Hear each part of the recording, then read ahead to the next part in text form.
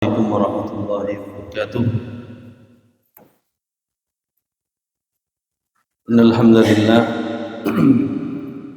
nahmaduhu wa nasta'inuhu wa nastaghfiruh wa na'udzu billahi min shururi anfusina wa sayyiati a'malina. May yahdihillahu fala mudilla lahu wa may yudlil fala hadiya lahu. Asyhadu an la ilaha illallah wahdahu la syarika lah wa asyhadu anna Muhammadan abduhu wa rasuluhu amma ba'd. Alhamdulillah, segala puja dan puji serta syukur senantiasa kita panjatkan kepada Allah Subhanahu wa taala, yang mana alhamdulillah pada kesempatan di malam hari ini berkat limpahan karunia, taufik dan hidayah dari Allah Subhanahu wa taala, kita masih diberikan kekuatan oleh Allah, masih diberikan hidayah oleh Allah Subhanahu wa taala, sehingga kita masih bisa berkumpul di tempat yang mulia ini, yaitu rumah Allah Subhanahu wa taala. Salawat teriring salam semoga senantiasa tercurahkan kepada baginda Nabi Agung Muhammad sallallahu alaihi wasallam, kepada keluarga beliau, para sahabatnya, dan orang-orang yang mencintai sunnah beliau hingga akhir zaman. Baik, alhamdulillah, kemarin kita sudah membahas dan saya anggap sudah selesai pembahasan tentang fikih sholat Jumat. Kemarin kita sampai di pembahasan tentang apa? Fikih sholat Jumat qabliyah, tentang sholat sunnah qabliyah, ini sudah kita bahas kemarin. Insyaallah pada kesempatan malam hari ini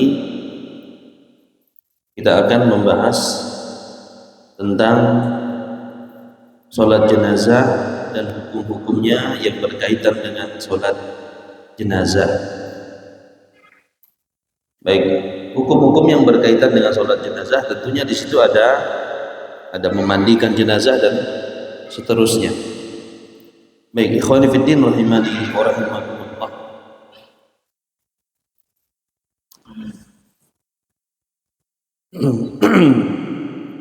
Kata al-janais, sering dengar kalimat janais. Janais itu adalah jamak dari kalimat janazah.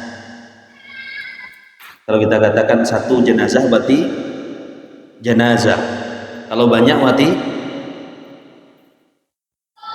janais. Kalau banyak berarti janais. Ya. Artinya apa? Jenazah begitu. Baik. Nah, antara kalimat janais ya atau janazah atau jinazah bisa dibaca dua. Bisa dibaca jimnya di fathah janazah, bisa dibaca jimnya di kasroh jinazah. Sebagian ulama mengatakan maknanya sama. Sama, keduanya maknanya sama.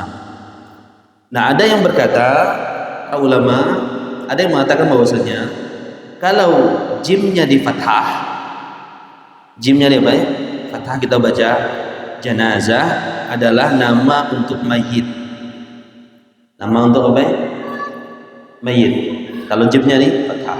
Kalau jimnya di kasroh, dibaca jinazah, ya jinazah, ya.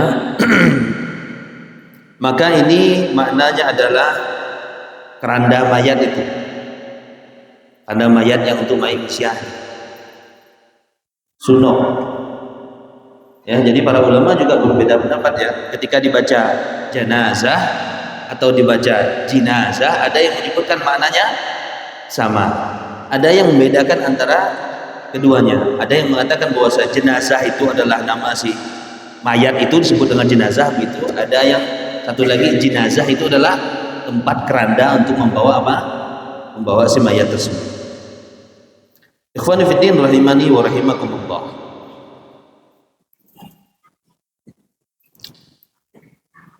Penulis rahimahullah taala, wa yanbaghi lil insan an yatadhakkara al mauta wa nihayatahu fi hadhihi dunya. Dalam kitab fikih yang mulai Muyassar kata penulis, wa yanbaghi lil insan, sepatutnya, selayaknya bagi manusia, an yatadhakkara al mauta wa nihayatahu, agar dia mengingat kematian dan akhir daripada hidupnya. Ya, kata penulis apa? Yanbaghi lil insan an yatadhakkara al mauta wa nihayatahu fi hadhihi ad-dunya. Ya, manusia selayaknya mengingat kematian dan akhir hidupnya di mana? Di dunia. Bahkan orang yang sering mengingat yang namanya kematian, ya, orang yang sering mengingat kematian disebut oleh Nabi SAW adalah orang yang paling cerdas. Ya, orang yang sering mengingat kematian, ya, orang yang sering ziarah kubur, itu adalah orang yang paling cerdas. Makanya Nabi SAW menyebutkan dalam hadis, kuntu nahaitukum 'ani ziyaratil kubur. Dulu saya pernah melarang kalian untuk berziarah kubur. Fal'an fazuruha. Sekarang berziarahlah kalian. Fa innaha tudzakirukumul maut. Maka sesungguhnya ziarah kubur tersebut mengingatkan kalian kepada kematian.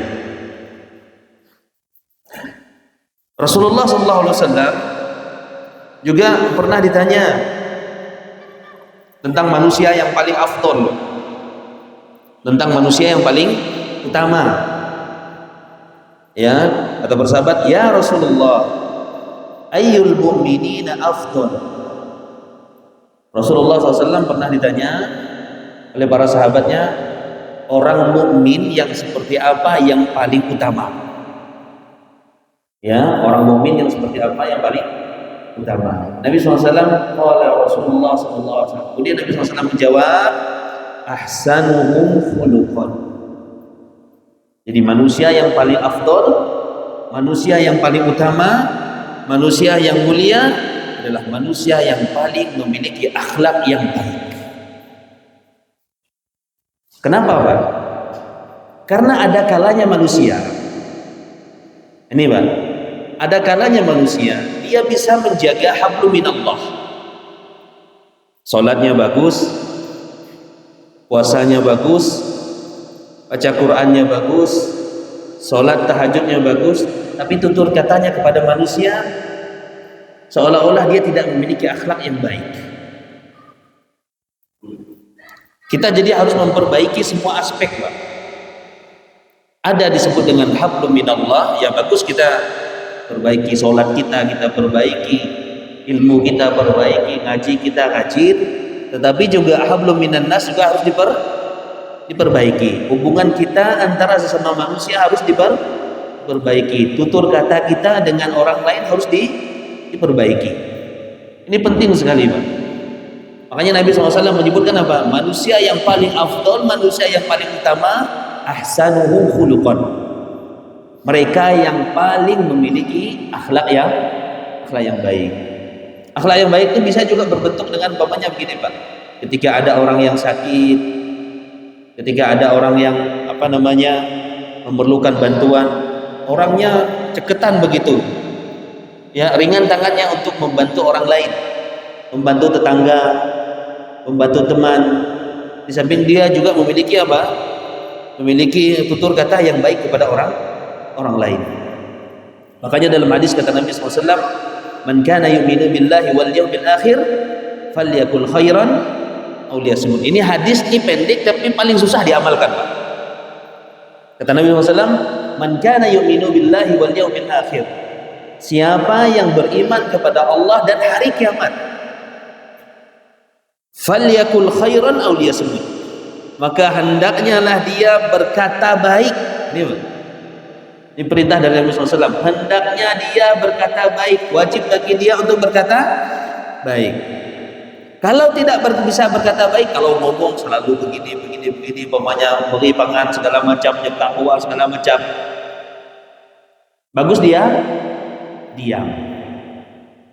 Ya, bagus dia apa ya? Diam. Jadi orang yang berkata baik itu dikaitkan dengan imannya kepada Allah Subhanahu wa taala dengan hari kiamat. Bayangkan, Mbak, orang yang berkata baik atau dia memilih diam, ya, dikaitkan oleh Nabi SAW dengan apa?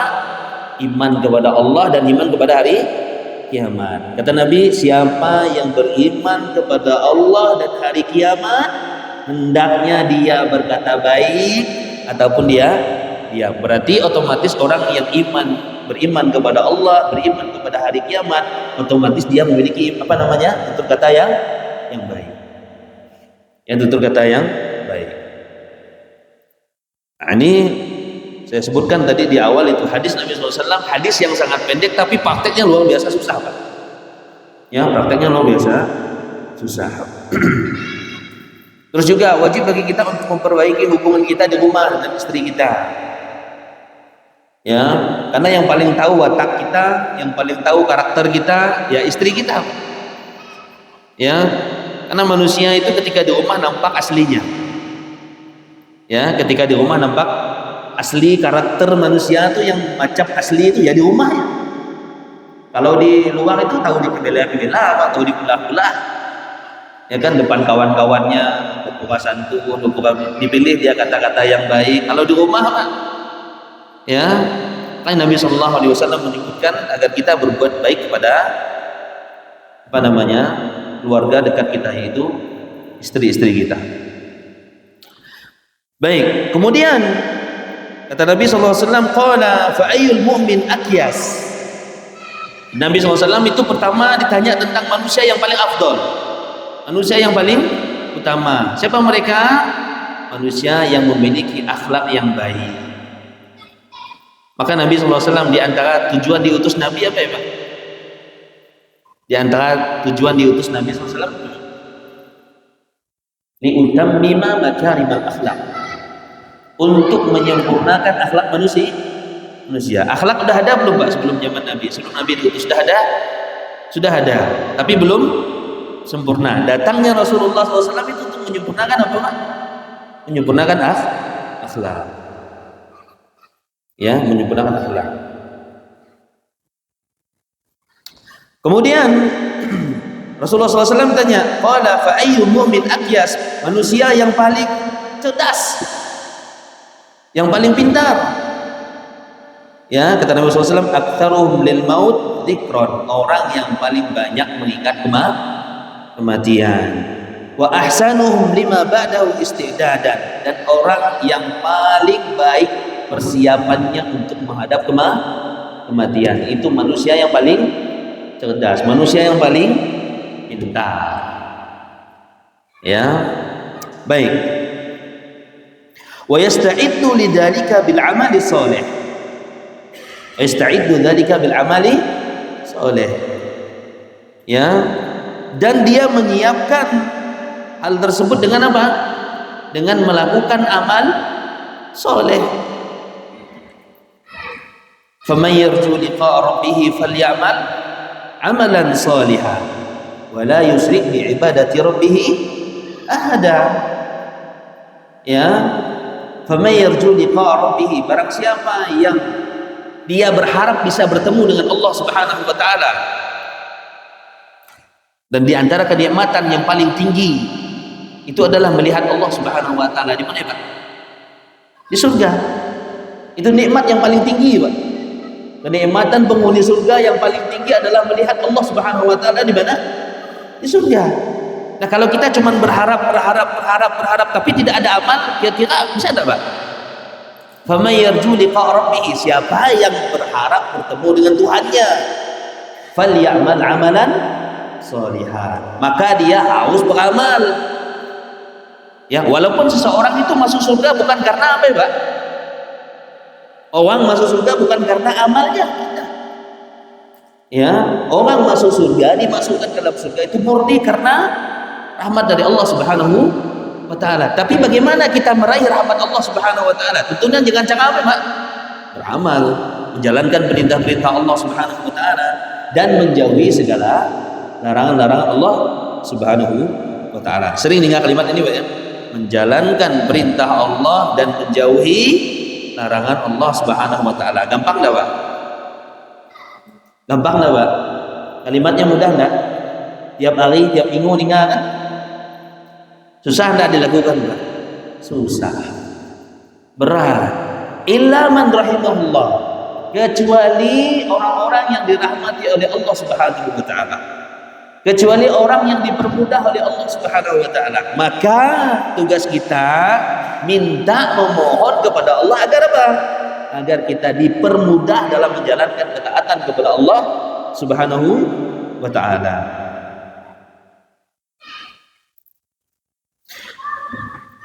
Fayasta'iddu lidzalika bil amali shalihi.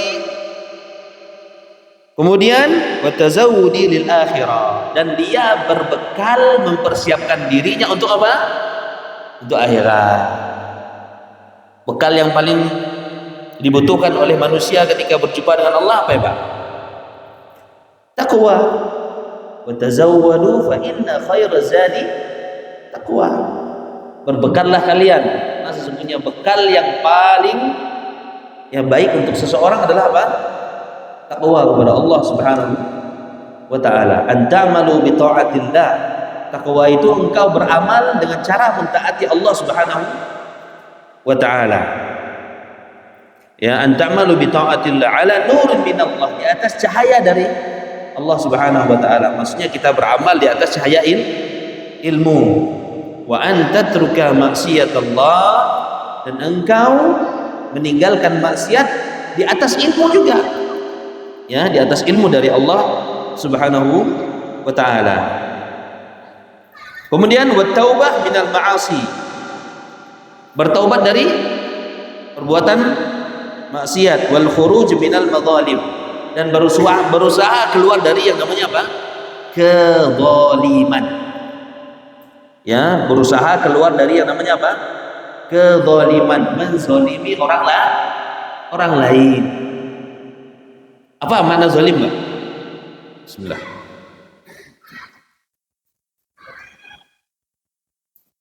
Apa makna zalim?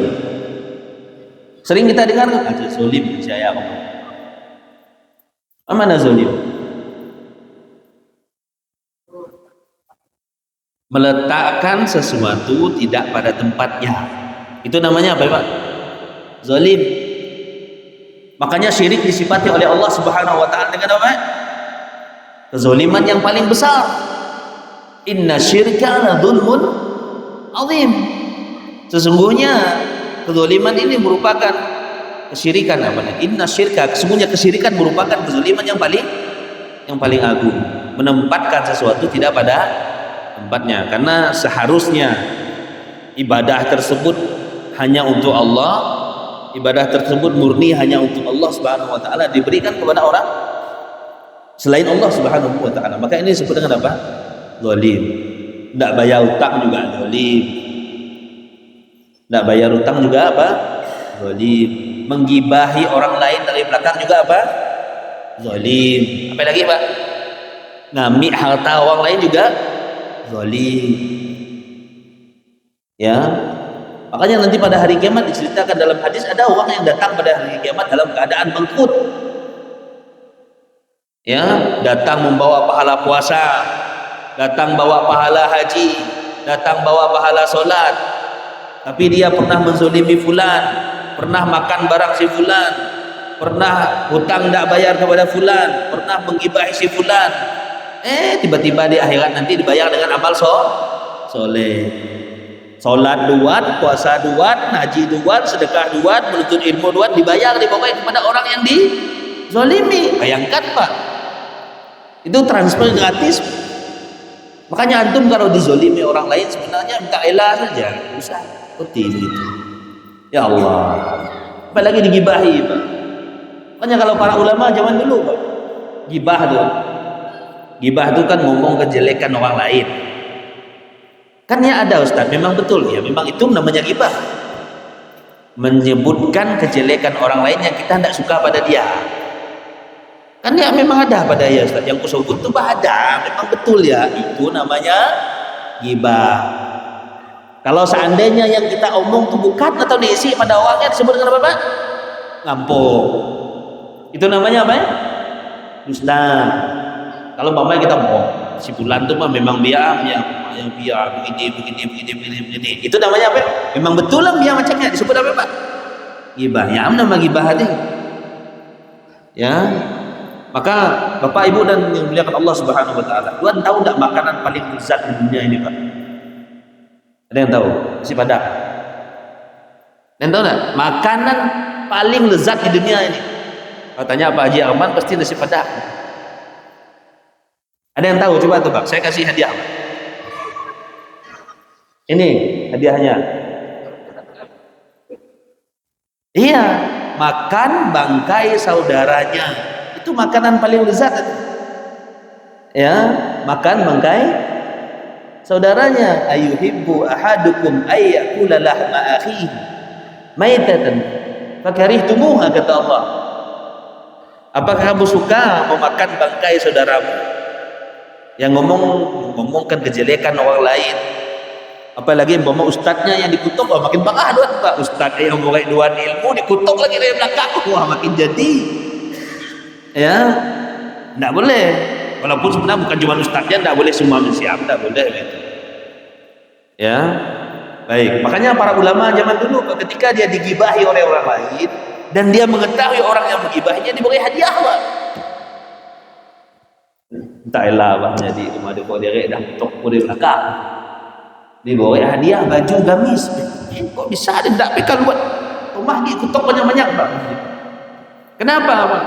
Karena mereka mendapatkan transferan apa? Pahala gratis, tanpa harus sholat, tanpa harus puasa, tanpa harus melawan rasa ria, tanpa harus melawan rasa ngantuk, dapat pahala. Nyaman tak Pak? Nyaman. Makanya ulama zaman dulu Pak, aduan kalau di pasar dikutuk muka, alhamdulillah. Ini mungkin salah satu cara Allah Subhanahu wa taala mengangkat derajat seorang hamba. Kalau dua itu bisa ya begitu, main aliran sosat, ya santai aja, tawa aja, disenyumin saja, ya disenyumin saja. Kalau di bodak dia usak lunak luat, disenyumin saja, anggap jangan dia usak, luat benar dia usak, ya baik. Makanya dakwah ini perlu yang namanya apa Pak? Kesabaran. Di samping kita harus juga punya ilmu, kita wajib menyampaikan ilmu kita, ya, mengamalkan ilmu kita. Kemudian kita wajib untuk apa? Punya ilmu dulu. Habis punya ilmu apa Pak? Dia juga apa? Diamalkan. Ya, kajian tiap minggu, 2 minggu sekali, bahkan 3 minggu, apa namanya, dalam seminggu bisa 3 kali atau 4 kali. Ilmu yang ada itu diamalkan. Ilmu yang ada itu diamalkan. Makin banyak ilmu, makin banyak tuntutan dari Allah Subhanahu wa taala. Berarti kalau dia belajar, berarti setuju enggak? Kalau makin tak belajar kan makin tak kena tuntut. Salah. Buat kau nak tuntut juga kau tak mau belajar. Ya, bukan juga di hadapan Allah Subhanahu wa taala. Punya ilmu, kemudian wajib bagi kita untuk mengamalkan, wajib bagi kita untuk mendakwahkan. Itu penting, Pak. Kemudian wajib bagi kita setelah itu Pak, suruh sabar. Surah apa ya? Sabar. Yang surah wal asri yang sering kita baca itu Pak. Punya ilmu, kemudian ilmunya diamalkan, kemudian apa ya? Ilmu diamalkan, kemudian didakwahkan, kemudian sabar. Ya, kemudian apa ya? Sabar. Ini 4 poin di dalam surah apa ya? Surah wal asri innal insana lafi khusr dan seterusnya sampai akhir ayat.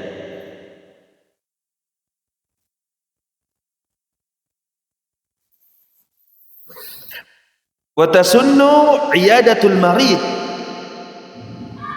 Kita lagi baca di awal ini. Dan disunnahkan untuk menjenguk orang yang sakit. Ini sunnah, Pak. Sunnah Nabi SAW dapat pahala. Dan ini di antara 6 hak sesama muslim. Ada 6 muti yang disebutkan oleh Nabi SAW. Hakul muslim alal muslim sittun. Hak muslim antara satu dengan yang lainnya ada 6, Pak. Yang pertama yang disebutkan oleh Nabi SAW, idza laqitahu fasallim alaihi. Itu hak sama muslim. Kalau duan ketemu dengan orang yang muslim juga yang lainnya, dimanapun berada, fasallim alaihi, maka ucapkan salam. Itu hak. Assalamualaikum. Yang jawabnya hukumnya apa?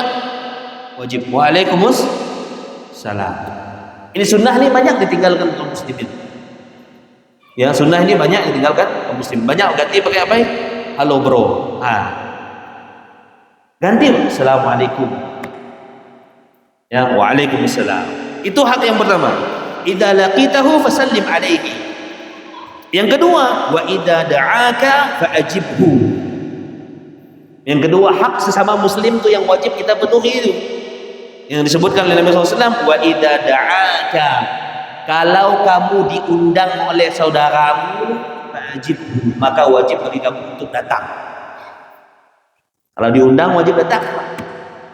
Duan kalau tidak ada uzur syar'i, hanya ya musuh tuanku undang ke sebuah ya wajib awas Pak, dapat dosa duan Pak. Maka sabda Nabi SAW, fa'ajib, wajib bagi kalian untuk mendatanginya. Kecuali memang undangan tersebut di dalamnya terdapat kemaksiatan. Duan diundang, acaranya lentum-lentum disco dalamnya, tidak wajib duan datang.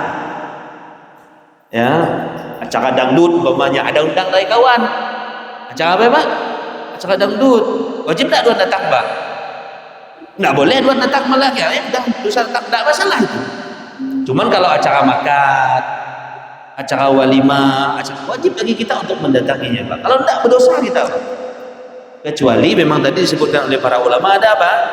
Ada kemaksiatan yang ada. Kadang kita banyak yang meremehkan hal ini Pak. Banyak meremehkan undangan dari kawan.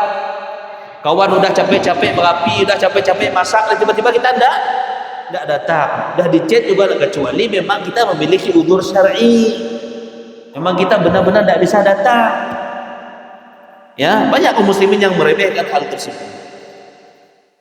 Kemudian berikutnya, wa idza istansahaka fansahhu. Kalau dia minta nasihat, maka wajib bagi kita untuk memberikan nasihat.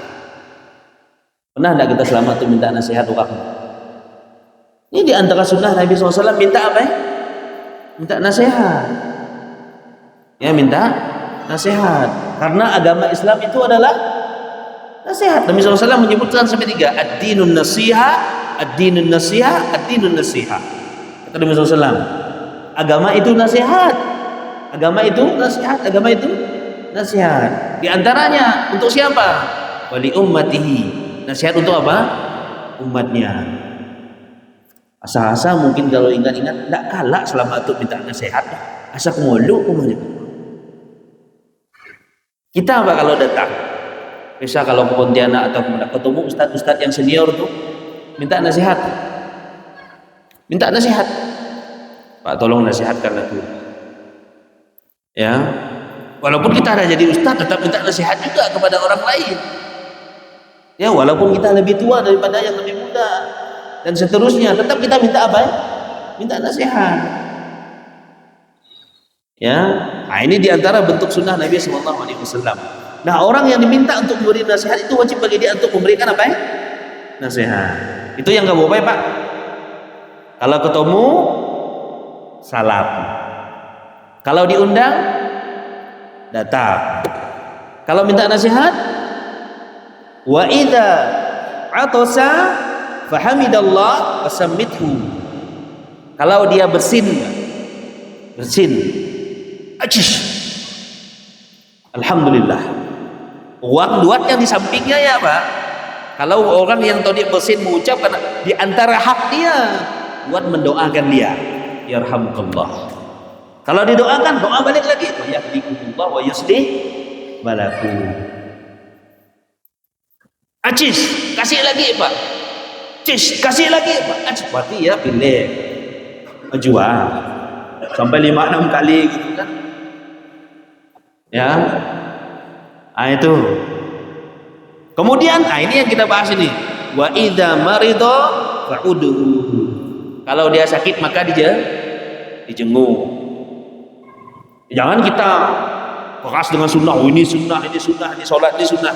Jenguk orang sakit tidak betah. Mana akhlak kita? Tetangga sakit kita tidak pernah ya, Pak. Ya, udah inna lillahi wa inna ilaihi raji'un. Bawa pandai subhanallah. Kemana kita selama ini dengan tetangga kita?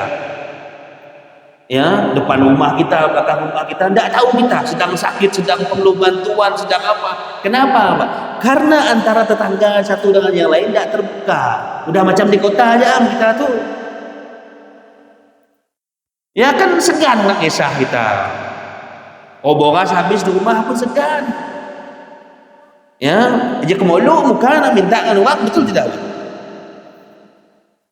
Maka kita harus, dalam bahasa kita tuh harus ngeh kita dengan kondisi dan keadaan saudara-saudara kita yang mungkin nasibnya tidak sama dengan kita.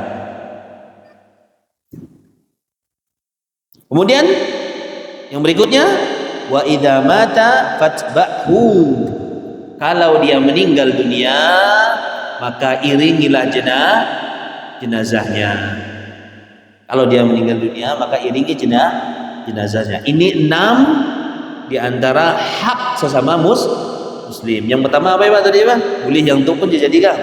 Pertama, kalau bertemu salam. Kalau diundang hadir. Kalau minta nasihat, pokoknya nasihat. Kalau dia kasih kemudian mengucapkan alhamdulillah, maka doakan dia. Kalau dia sakit, kalau dia mati, inang lu tebakai. Kalau mati tebakai Ustaz teman. Ya, baik. Wa tasunnu iyadatul marid wa tadhkiruhu at-taubah wal wasiyah. Ini kalau ya nak mati, Pak. Ya, disunnahkan. Tadi itu disunnahkan untuk menjenguknya dan mengingat agar bertaubat kepada Allah Subhanahu wa taala. Tapi itu pina anak mati mamat, Pak. Kalau udah suruh taubat oleh kali nak terima, Pak. Kalau udah nafas sampai di kerongkongan duan suruh taubat tak diterima oleh Allah Subhanahu wa taala. Kadang kan kita tersinggung deh suruh bertobat. Oh, Ustaz nyenguk kawan betul, Pak. Tobat dalam diri tersinggung luat ya, coba kalau tidak percaya. Betul tidak? Kalau kawan kita tidak sehat deh, banyak-banyak istighfar menjadi tobat. Ya apa yang maksud kau? Aku banyak dosa apa kau majiko? Kadang kita tuh merasa suci dari dosa. Di bodah pangan suruh bertobat lalu tersinggung. Ya, mudah-mudahan Allah Subhanahu wa taala mengampuni dosa-dosa antum dan mengangkat derajat antum. Amin. Aminkan saja, tidak usah luat. Tersinggung pula kita. Derek je banyak kan dosa aja bakal pindah bodi, pindah kisah macam aku ke majuku. Udah habis aja orang bersiang. Kanau luat. Tak betah buat kanau lagi. Juku dia pandai ngubur diri, juku sedar dia. Pandai ngubur diri. Mana kita pandai ngubur diri? Jangan kita sombong dengan orang lain, tak boleh. Ya, macam kita pandai ngubur diri, pernah kan bahasa biar deh. Ditalau apa segala macam boleh ini terus boleh gaul boleh tidak so ngubur diri aja yang bisa pandai ngubur diri. Kemudian faida ihtadara yasunnu talqinahu. Kalau sudah nak mati maka disunnahkan untuk mengajarkan kalimat la ilaha illallah, suruh ditalqin. Ini sebelum mati, Pak. Ada sunnahnya dari Nabi sallallahu alaihi wasallam, lakinu mautakum bil la ilaha illallah. Hadis Nabi SAW, lakinu mautakum bil la ilaha illallah. Talkinkan kalimat la ilaha illallah kepada orang yang mau meninggal di antara kalian. Kenapa, Pak? Di antara keutamaan yang disebutkan oleh Nabi SAW, ya, barang siapa yang di akhir hidupnya mengucapkan la ilaha illallah dakhalal jannah, maka dia akan masuk surga. Dah pain ngomongin saya yang ucap la ilaha illallah, Pak. Ada yang punya pengalaman? Ada yang punya pengalaman mantau orang muslim, kalau orang kafir ada mungkin, Pak. Ya, kalau orang kafir ada mungkin ya, mati dalam keadaan kufur ada mungkin. Orang mukmin Mungkin ada yang punya pengalaman yang tua-tua, ada pohon yang mati, ada yang mengucapkan la ilaha illallah, mati manusia. Ada, saya sampai sekarang belum pernah ketemu. Ya, mudah-mudahan ada di antara kita nih mampu mengucapkan kalimat la ilaha illallah di akhir hidup. Kenapa? Karena itu sesuai dengan amal kita. Bukan banyak dipulah-pulah, Pak. Sama dengan pertanyaan yang 3 yang di di dalam kubur ya. Dihafal begitu pertanyaannya. Siapa Tuhanmu? Siapa nabimu? Dan apa agamamu? Ya gampang, anak SD pun pandainya, betul tidak, Pak? Siapa Tuhanmu? Ya Allah. Siapa nabimu? Ya Nabi Muhammad SAW. Apa agama Islam? Ini gampang pertanyaannya, gampang. Tapi masalah di akhirat itu jawabnya tidak pakai itu, Pak. Bahkan disebutkan dalam hadis, dalam ayat Al-Quran di surah Yasin, wa tukallimu aydikum, tangan-tangan kalian nanti akan berbicara, akan jadi saksi, kulit-kulit kalian akan jadi saksi di hadapan Allah Subhanahu wa ta'ala. Kita ngomong A, jari kita bantah, udah ngampur itu maju ke kita. Dan kita di akhirat tidak bisa berbuat apa-apa. Kemudian diantaranya disunahkan buat tauji lil kiblah. Kemudian menghadapkan orang yang sudah mati tersebut kemana? Ke arah kiblat. Bisa dengan kakinya, kaki yang dihadap ke kiblat, kemudian mukanya mukanya itu diarahkan kemana? Ke arah kiblat. Fa idza mata sunnah, kemudian taghmiduhu. Kemudian ketika dia meninggal dunia disunnahkan untuk taghmid ini, Pak. Murus kalau mata terbelenang. Kalau habis terbelenang dia mata tutup, Pak. Nang ngojo biar bolak sedaan ini. Ya. Kemudian wal isra bitazhiri, kemudian wadabnihi. Kemudian agar segera membawa dia kemana? Ke kuburan dan menguburkannya. Ini diantara sunnah Nabi SAW. Tidak boleh kita nunggu lama-lama, apa? Kadang kita nunggu sampai ada 2 hari pulang dari Sumatera. Tidak boleh tunggu lama-lama, apa? Mayat itu harus cepat disegerakan dikuburkan. Sampai jam berapa? Masuk 4 menit lagi. Baik, Anda rasa cukup, mungkin ada yang bertanyakan. Insyaallah pekan depan kita masuk ke hukmu ghuslil mayyit wa kaifiyatuhu. Hukum dan tata cara memandikan jenazah. Ya, dan kaifiatnya, caranya. Kita berusaha ya, kalau seandainya orang tua kita yang meninggal dunia, ya kita yang moni, kita ngojo orang lain. Karena itu yang lebih utama. Ya, nanti akan dijelaskan orang yang paling utama itu. Yang pertama adalah orang yang diberikan wasiat. Terutama orang yang terutama orang yang diberi wasiat itu dari kalangan keluarganya. Itu yang paling utama memandikannya. Ya. Jadi minimal anak itu kita ajarkan bagaimana memandikan mayat, kemudian bersolati kita. Ya, yang jadi imam. Ya antong ayam kita bisa jasanya. Baik, barakallahu fikum. Ada yang mau ditanyakan? Ini deh. Insyaallah ya, paham ya. Kenapa masuk ke inti pembahasan lagi muqaddimah. Baik, ini saja yang bisa Anda sampaikan, mudah-mudahan bermanfaat. Kita tutup dengan doa kafaratul majlis. Subhanakallahumma wa bihamdika asyhadu an la ilaha illa anta astaghfiruka wa atubu ilaik. Assalamualaikum warahmatullahi wabarakatuh.